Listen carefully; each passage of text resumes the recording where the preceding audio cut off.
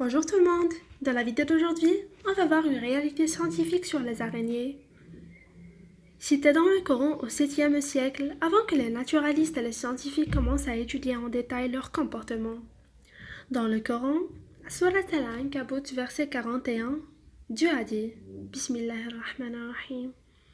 Ceux qui ont pris des protecteurs en dehors d'Allah ressemblent à l'araignée qui s'est donné maison. Or, la maison la plus fragile est celle de l'araignée, si seulement ils savaient. Sadaqallahu al-Adim. Dans la langue arabe, le mot awhan, fragile, suggère une faiblesse et une impuissance physiquement et mentalement.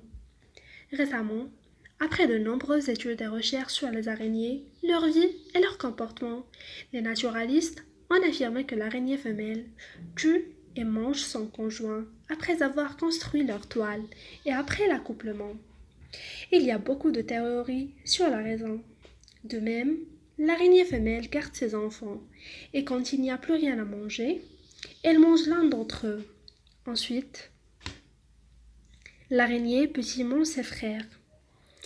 Et désespérément et anxieusement, après avoir perdu beaucoup de ses enfants et ayant encore beaucoup d'entre eux à nourrir, elle se sacrifie son propre corps et les laisse la manger.